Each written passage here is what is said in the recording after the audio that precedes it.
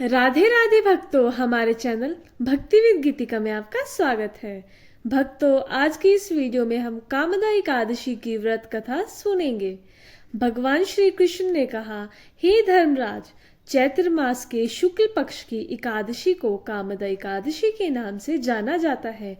इसका महात्म इस प्रकार है। एक समय की बात है, यही प्रश्न राजा दिलीप ने गुरु वशिष्ठ जी से किया था और जो समाधान उन्होंने बतलाया वही मैं तुमसे कह रहा हूँ। प्राचीन काल में भोगीपुर नामक एक नगर था। वहां पर अनेक ऐश्वर्याओं से युक्त पुंडरीक नाम का एक राजा राज्य किया करता था। भोगीपुर नगर में अनेक अप्सरा, किन्नर तथा गांधर्व वास करते थे। उनमें से एक जगह ललित और ललिता नाम के दो स्त्री पुरुष अत्यंत वैभवशाली घर में निवास किया करते थे। उन दोनों में अत्यंत स्नेह था, यहाँ तक कि अलग अलग हो जाने पर दोनों व्याकुल हो जाते थे। एक समय पुंडरीक राजा की सभा में अन्य गंधर्वों सहित ललित भी गाना गा रहा था। गाते गाते उसको अपनी प्रिय ललिता का ध्यान आ गया और उसका स्वर भंग होने के कारण गाने का स्वरूप बिगड़ गया।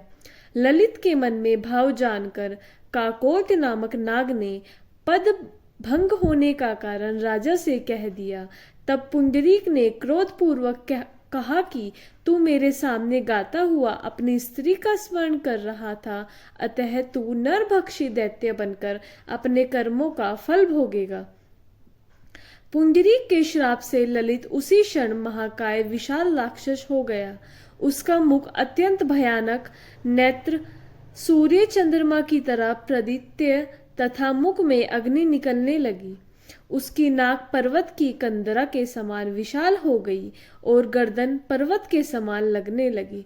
सिर के बाल पर्वतों पर खड़े वृक्षों के समान लगे तथा भुजाएं अत्यंत लंबी हो गई। कुल मिलाकर उसका शरीर 8 योजन के विस्तृत में हो गया। इस प्रकार राक्षस होकर वह अनेक प्रकार के दुख भोगने लगा। जब उसकी प्रियता ललिता को यह वृत्तांत मालूम हुआ तो उसे अत्यंत खेद हुआ और वह अपने पति के उद्धार का यत्न सोचने लगी। वह राक्षस अनेक प्रकार के घोर दुख सहता हुआ घने वनों में रहने लगा। उसकी स्त्री उसके पीछे पीछे जाती और विलाप करती रहती।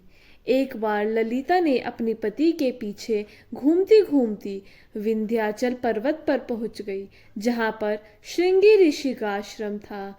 ललिता शीघ्र ही श्रृंगी ऋषि के आश्रम में गई। वहां जाकर विनीत भाव से प्रार्थना करने लगी। उसे देखकर श्रृंगी ऋषि बोले, हे सुभाग्य, तुम कौन हो और कहाँ से किस लिए आई हो? ललिता बोली, हे मुनि, मेरा नाम ललिता है। मेरा पति राजा पुंडरीक के श्राप से विशाल के राक्षस हो गए हैं। इसका मुझको महान दुख है। उसके उद्धार का कोई उपाय बतलाइए।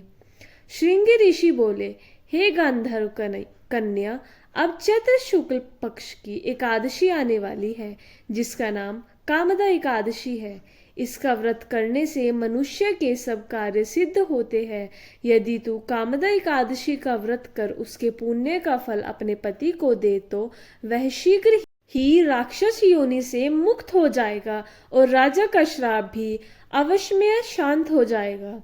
मुनि के ऐसे वचन सुनकर ललिता ने चैत्र शुक्ल पक्ष की एकादशी आने पर उसका व्रत किया और द्वादशी को ब्राह्मणों के सामने अपने व्रत का फल अपने पति को देती हुई भगवान से इस प्रकार प्रार्थना करने लगी, हे प्रभु, मैंने जो यह व्रत किया है इसका फल मेरे पतिदेव को प्राप्त हो जाए, जिससे वह राक्षस योनि से मुक्त हो जाए।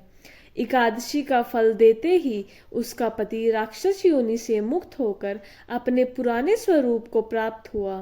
फिर अनेक सुंदर वस्त्राभूषण से युक्त होकर ललिता के साथ विहार करने लगा। उसके पश्चाताप वे दोनों विमान में बैठकर स्वर्गलोक को चले गए। वरिष्ठ मुनि कहने लगे, हे राजन, इस व्रत को विधि पूर्वक करने से समस्त पाप नष्ट हो जाते हैं तथा राक्षस आदि की योनि भी छूट जाती है। संसार में इसके बराबर कोई और दूसरा व्रत नहीं है। इसकी कथा पढ़ने या सुनने से वाजपेयी यज्ञ का फल प्राप्त होता है। भक्तों, ये थी कामदा एकादशी की व्रत कथा। वीडियो अच्छी लगी तो लाइक करें, चैनल को सब्सक्राइब करें। आप सभी को राधे राधे, जय श्री राधे।